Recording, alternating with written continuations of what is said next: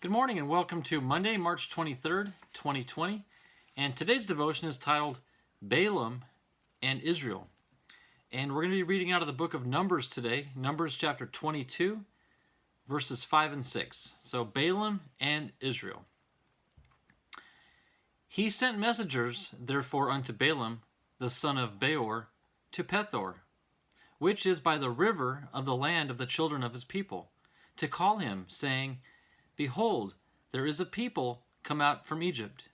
Behold, they cover the face of the earth, and they abide over against me. Come now, therefore, I pray thee, curse me this people, for they are too mighty for me. Peradventure I shall prevail, that we may smite them, and that I may drive them out of the land. For I wot that he whom thou blessed is blessed, and he whom thou cursest is cursed. Balak, king of Moab, was in great fear of the approaching Israelite army, and contracted with Balaam, a prophet, to assist him. 3 times Balak paid Balaam to curse Israel, and 3 times they were blessed instead. Reading the story, we can see that Balak was greatly frustrated by this and became quite threatening with Balaam. It seems clear that Balaam would have thought it in his best interest to find a way to see the Israelites cursed. What was he to do? We can see in several places after this main story exactly what Balaam did. The Israelites basically cursed themselves in a way that is sadly too common even today. He counseled Balak how to lead the conquering armies into sexual immorality with the native Moabite women. We see that they did that rather quickly in Numbers chapter 25, and that God sent a plague among the people over it. Even today, evil practices are the easiest way for the enemy to gain a foothold among the faithful. The devil is skilled at taking the normal desires and inclinations we have and turning them into something sinful. When we stand idly by and watch this happen in our congregations, churches are destroyed and the work of the kingdom is hindered. It is vital that we be willing to speak against the creeping on of sin before it gets too big to confront and eliminate. And our final thought is, systematic sin in our churches does not come bursting loudly in the front door. It creeps in quietly through the back door. I've said this 1,000 times, that the devil is brilliantly stupid. And I jokingly say that, but it's true, in that he's brilliant when it comes to how to deceive and how to twist words. Remember, the first time he ever appeared was back in the book of Genesis, in the very beginning, when Adam and Eve were in the garden. Satan approached as a serpent in the garden, and he deceived Eve by twisting the words around that God spoke to Eve.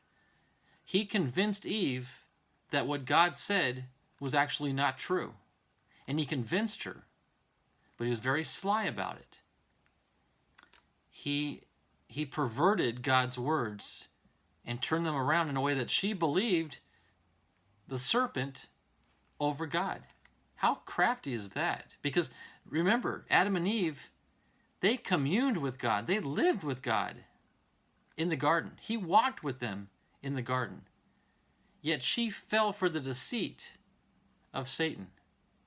That's pretty powerful. And Satan, just like God, has not changed. Here we are so many thousands of years later. Satan is still using the same tactics, the same military operation, so to speak, as far as infiltrating. Remember, the best way to attack an enemy is not from the outside, it's from the inside. If the enemy can get inside the opposing army's lines within their group, he can implode them from the inside out. Everyone's probably heard of the Trojan horse story, how the soldiers snuck in this big wooden horse. Well, the people in the fort were like, hey, this is a great gift, this is neat, so they rolled it in, and unbeknownst to them, the enemy was hiding within. Churches deal with the same issue. Every church deals with this issue. Satan will send people in that they dress properly, they speak properly, they use all the right lingo. You're convinced that they're saved, you're convinced that they're good people. And they don't just come in looking good and acting good and then all of a sudden, boom, destroy the church. It's a slow, methodical process. They change one little thing, nobody really notices because it's little. And then the next week they change another little thing. You know, it's like the old adage, 100 pennies make up $1.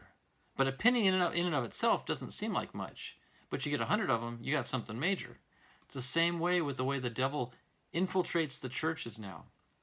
So churches really need to be on their guard. For the pastors, for the deacons, for any officer within the church, have a keen eye on the congregation. Watch who comes in and out of the doors, especially in today's climate where there are literally physical attacks. Not just spiritual attacks, but now the spiritual is turning physical. And it's becoming very dangerous for the congregations. So keep an open eye, pray fervently. Let the Holy Spirit lead you and guide you and show you what's right and what's wrong. Let the Holy Spirit advise you on who's trustworthy and who you need to maybe keep an extra eye on. I'm not saying everyone's guilty by default, but just keep your eyes open. Use a little common sense. That's another thing that so many people overlook. So many people say, well, I'm just going to rely on the Lord. But you know what? The Lord gave us common sense. So use it. When people say, well, the Lord didn't tell me. I thought that guy was kind of weird, but the Lord didn't tell me, so I let it go, and then something bad happened. No, the Lord did tell you by giving you the common sense that you were using initially, but you dismissed it. Common sense, folks. So this is more of a warning. Not so much an encouraging devotion, but a warning for those of you that are in local scriptural churches that attend regularly.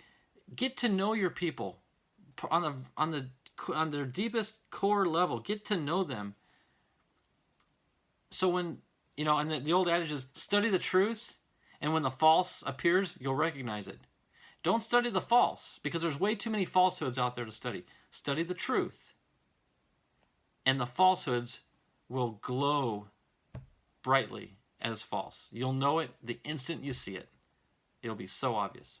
So with that interesting little devotion, which is it's a very important devotion, but again, it's more of a warning than an encouraging thing. But it can be encouragement for you, because if you all band together, if the church bands together and has a game plan, discuss the different scenarios, have a game plan for what to do if somebody approaches or somebody comes in from this door or the back door at a weird time during the service. Have plans in place to prevent another catastrophe that we're now seeing more and more often in the churches today.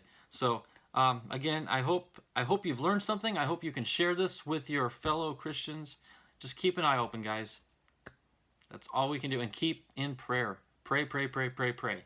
So thanks for watching. Hope to see you all tomorrow. Take care and God bless. Have a great day. Bye-bye.